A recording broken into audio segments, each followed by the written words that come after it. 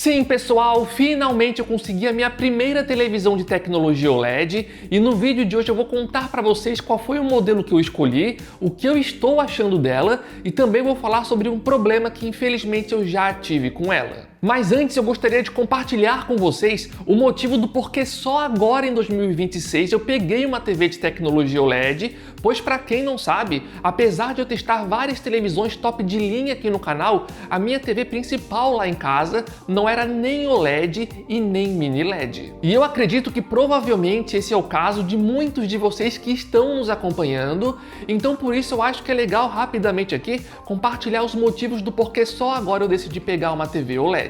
Para quem não sabe, a minha televisão antiga era um modelo QLED da Samsung, modelo Q70R, que eu comprei lá em 2019, e vale mencionar que ela continua funcionando perfeitamente hoje em dia, e por mais que ela não fosse uma TV OLED nem mini LED, ela já nos entregava recurso de escurecimento local, ou seja, para a época dela ela já conseguia nos entregar um nível de preto e contraste muito bom, e mesmo hoje em dia eu diria que ela é uma televisão que consegue entregar um bom resultado. O grande problema é que nos últimos anos aqui no canal eu tive a oportunidade de testar TVs que eram muito melhores se comparado à minha Q70R, e isso acabou fazendo com que o meu nível de exigência ficasse bem alto, especialmente em relação à qualidade de imagem. Então quando eu chegava em casa e ligava a minha Q70R para jogar um game, ver um filme ou então assistir a alguma série, eu começava a ver muito mais rapidamente todos os pontos negativos que ela tinha, coisas que antes eu nem sequer percebia. Por exemplo, pessoal,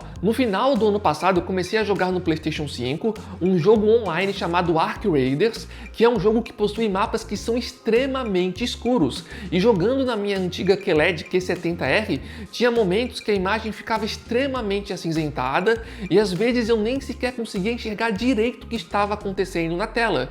E quando eu testava esse mesmo jogo nas televisões OLED aqui no canal, a diferença era simplesmente gigantesca e eu conseguia ver nitidamente como um modelo OLED de fato consegue entregar uma experiência completamente diferente em termos de nível de imersão se comparado à minha antiga televisão. E nesse momento, inclusive, eu estou mostrando algumas imagens comparativas jogando esse jogo, onde na direita temos uma televisão de tecnologia OLED e na esquerda uma TV mais básica. E vale dizer que esse modelo da esquerda não é a minha antiga Q70R, mas na prática ela tinha um desempenho muito parecido com isso que estamos mostrando.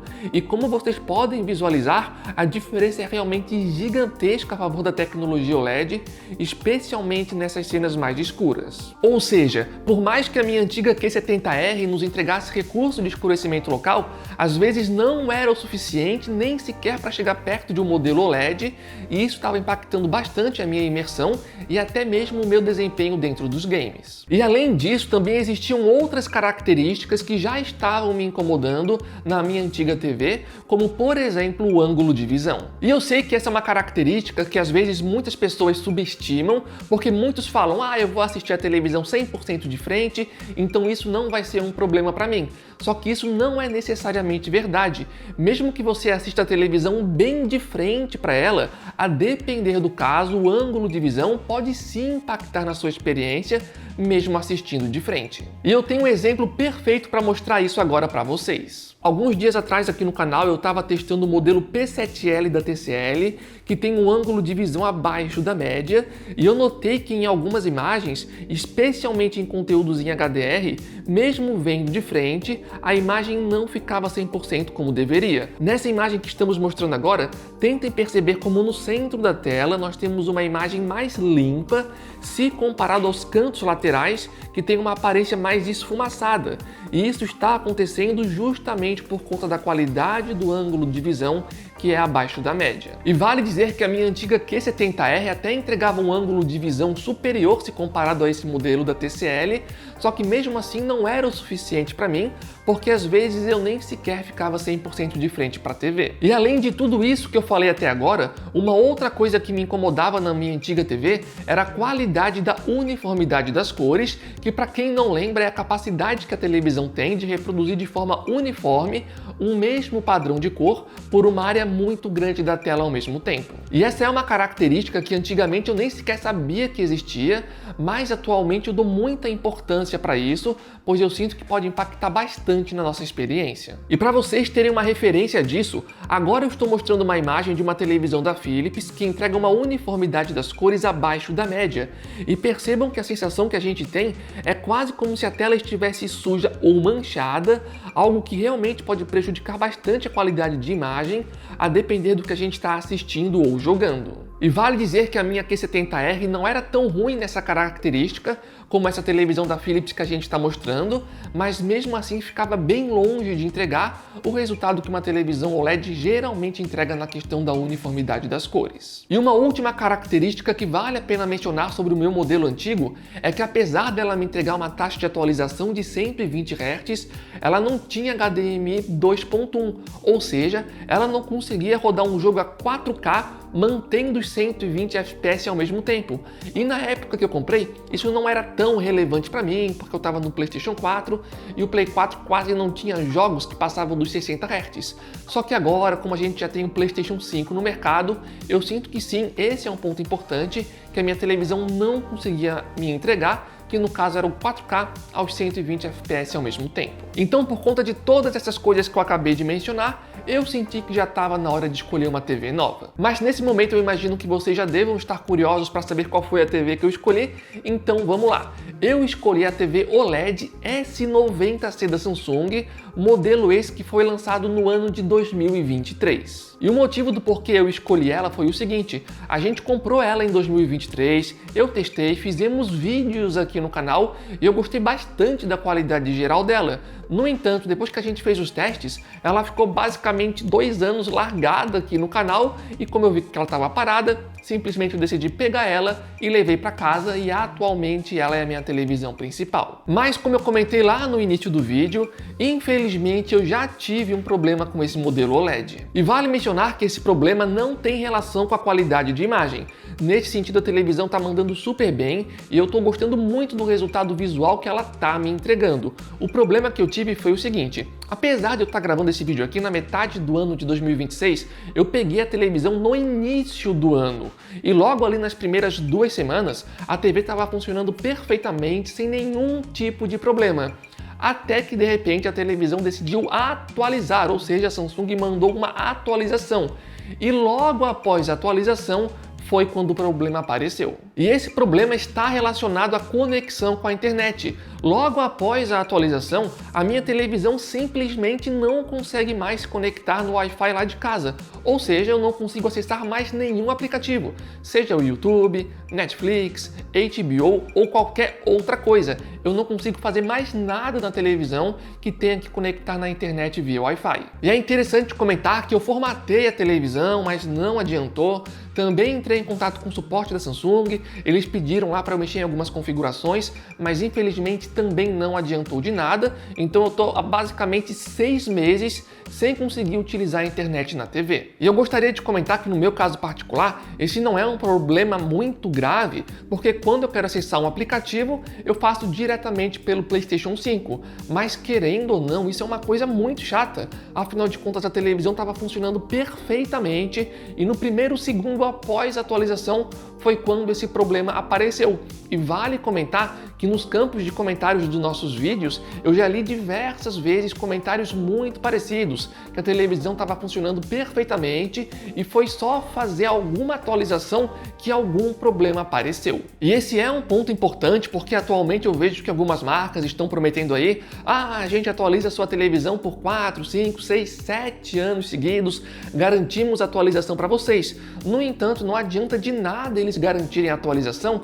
se isso pode ocasionar algum tipo de problema nas televisões mais antigas. Só para vocês terem uma ideia, eu tenho 3 TVs de resolução 4K lá em casa.